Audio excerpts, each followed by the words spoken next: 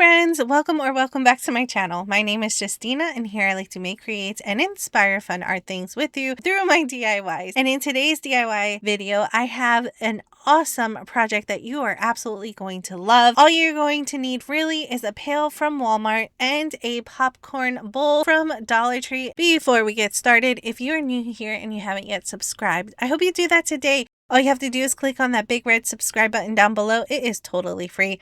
But don't forget to click on the bell notification so that YouTube can always notify you every time I upload a new video. Plus, we would love to have you here, part of our virtual art family. If you're already a subscriber, thank you so much for clicking on today's video. I really hope you enjoy. But don't forget to do all of the YouTubey things down below, which is like, comment, share it to at least one friend, and now hype up the video. It really does help out my channel. Now, with all that being said, let's just jump right into it and let's art today.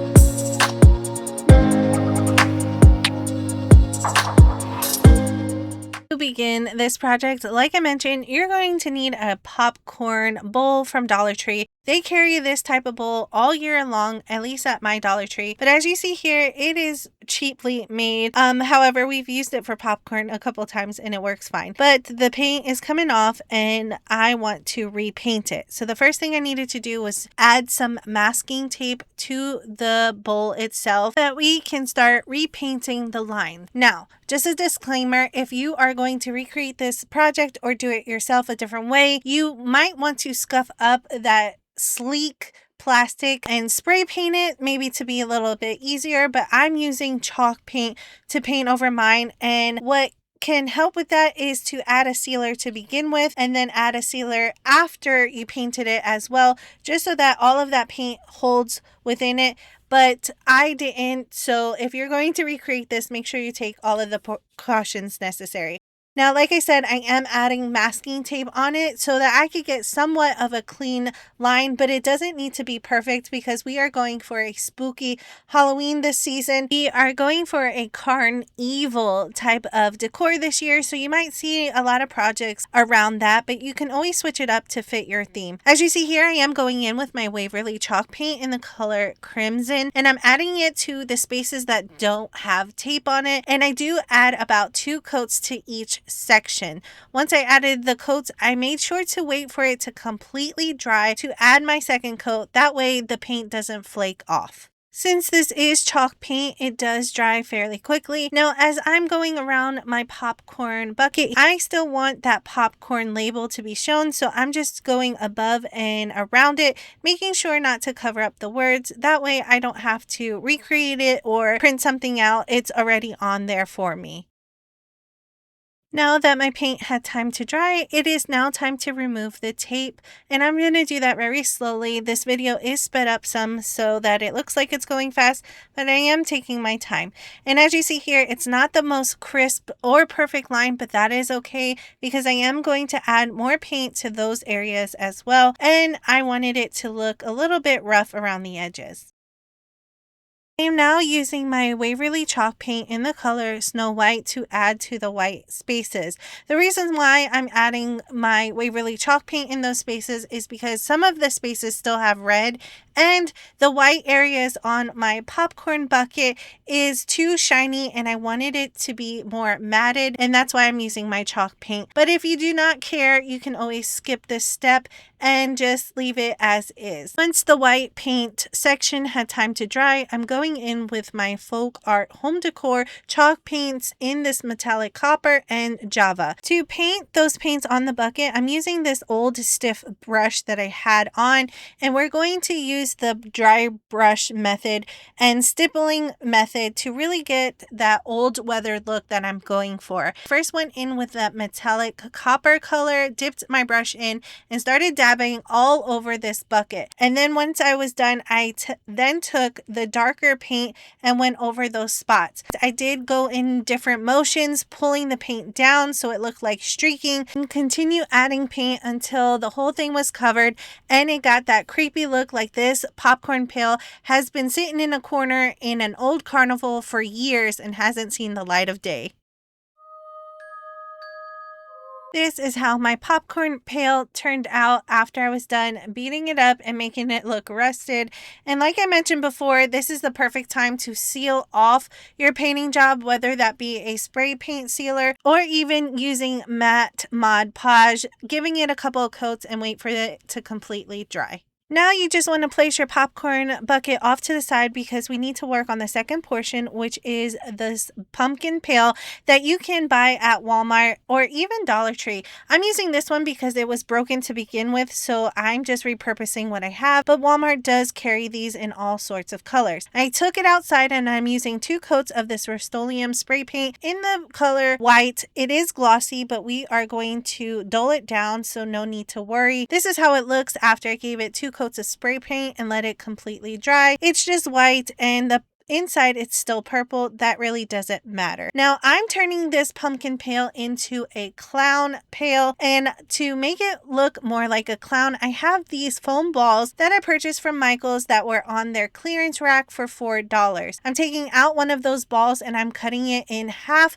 with a X-Acto knife. Remember, if you're doing this, be very careful and take your time. I just kept working it all the way around until finally it was easy to pull apart. That way I can use the 1/2 for our nose of our clown. And as you saw there, he just comes to life. I am going to paint his nose using my Waverly chalk paint using the red crimson one. And I did give it about 2 coats of paint and let them dry fully before adding the second coat. I place that to the side so that I can start working on the pail. I am using the same crimson red for the lips around our clown's smile here. And I'm just using the template that's already on the pail for my clown. Now, you can make this as spooky or as cutesy as you like. I'm trying to go for a little bit more spooky. Like I mentioned before, we are going for a carnival look, so our clowns must look spooky. But there are so many different ways that you can make over these pumpkin pails that are absolutely adorable. I then took a blue color in my Waverly chalk paint. I believe it's called Ocean Blue, and I'm adding it all around the eyes, trying to give it more of a triangle look to it so that it has a point above it and below it. And I did give those a couple of coats too, and I had to wait for them to completely dry. Once it was dry, I then went in with a black chalk paint and I'm adding it to the inside of the eyes and the smile. Now, when I start going in the mouth, I wanted the teeth to be pointed, and as you see here, I made a triangle and I'm going to paint around it so that his teeth look sharp rather than flat, and it gives him more of a spooky look. Now, when you're really close, you can see the flat teeth. However, when you're far away, it does look like sharp pointed teeth. But Dollar Tree does carry fake teeth that you can always add onto your pail as well to make it look more creepy. Next, I'm going in with my acrylic paint markers in the color black so that I can outline everything, because even though I'm going for a spooky look, I'm still trying to make it a little bit cartoony because I still have little ones and I don't want to creep them out totally and or somebody else's kid around Halloween. So we are just adding a little bit of whimsical to our spooky clown here.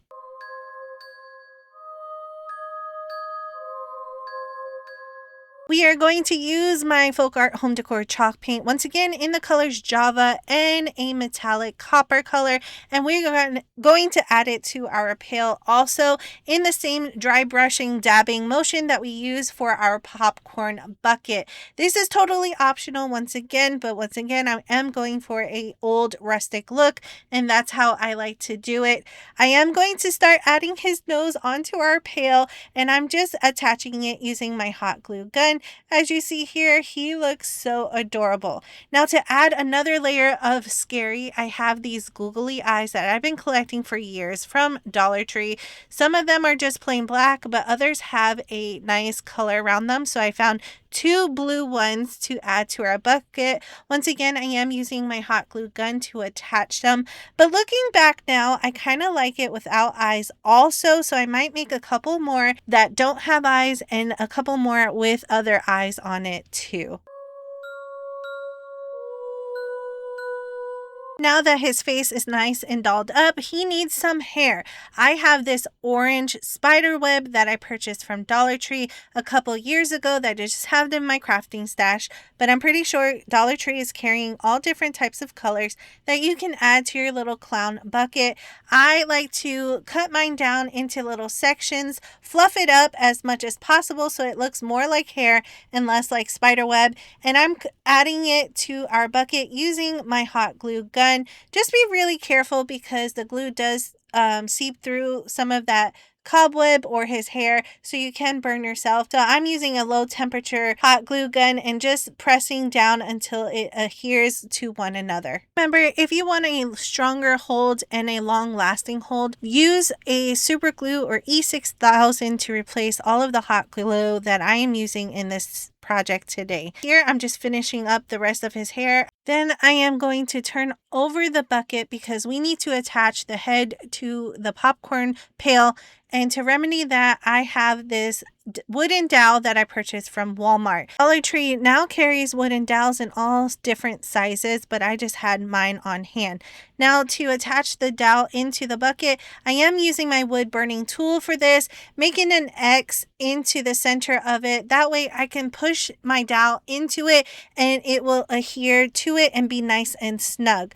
Now, if you do not have a wood burning tool, you can still use an X-Acto knife. Just be very, very careful because it is a thicker plastic.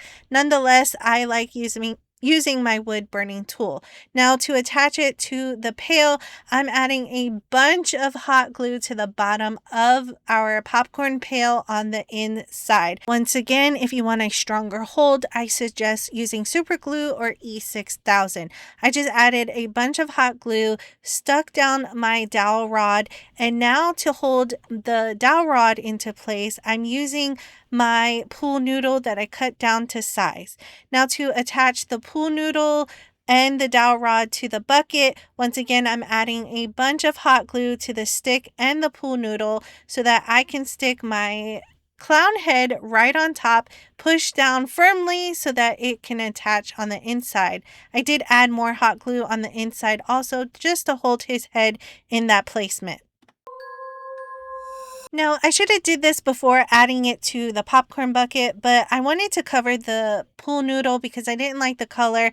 And I found this wrapping paper in my Christmas stash that looks like a clown or a carnival pattern, and I'm adding it to the pool noodle. I am using some hot glue to attach it down. Once again, this would have been easier before adding it to the bucket, but all I did was fold it down where it needs to be placed and glued the ends together to the pool noodle. Now he was missing something for me, and a lot of clowns have a bow tie, but I don't have any, and I found this in my crafting stash, so we are going to make one. And all I did was paint over it using my Waverly chalk paint in the color Crimson Red. I did add about 2 coats of paint. You are seeing me paint the tails, and I will also paint the top portion of the bow, but later on I cut the tails off because a bow tie usually doesn't have tails. Now to add weight to the bottom of the bucket, I am using a bag of Dollar Tree rocks, and I'm just adding it all sporadically on the bottom of it. It does give it a lot of weight. Here I am bouncing back and forth, but this is when I added the bow onto our little bucket. And as I was placing it, that's when I realized it didn't look right with the tail, so I cut them off. Now I'm adding fake popcorn that I made years ago in a previous DIY that I'm showing you here in this corner.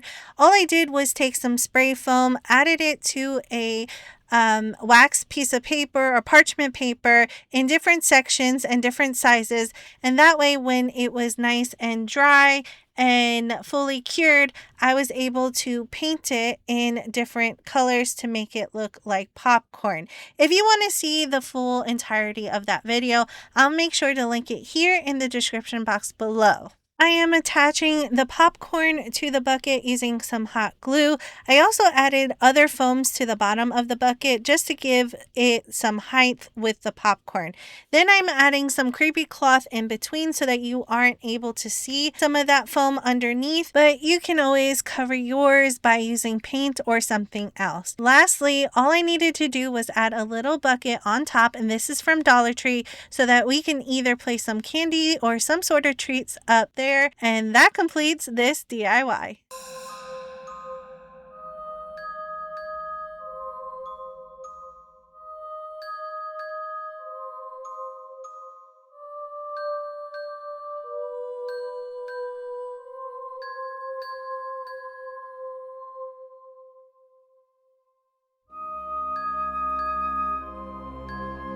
Here is how our clown candy bucket display turned out. I absolutely love it. He is so goofy looking, but also creepy and cute at the same time. Like I mentioned before, you can change it out however you want so that it is less creepy, more on the cutesy side, or just give you an idea on how to use those pails in a different way. These would make great centerpieces for a party and or a little candy bucket that you can have by your front door for little trick-or-treaters. That is why I put that little bowl on top so that we can add candy up there and then give out or have a little treat for ourselves. Alright friends, that completes today's DIY. I really hope you like this project. I know that it's only one, but it took so long to make and I added so much detail to it. But I really hope it gives you some inspiration to start decorating for Halloween or get prepared to start decorating for Halloween. I know we are just reaching the fall season and I can't wait to decorate for that. However, friends, if you are new here and you haven't yet subscribed,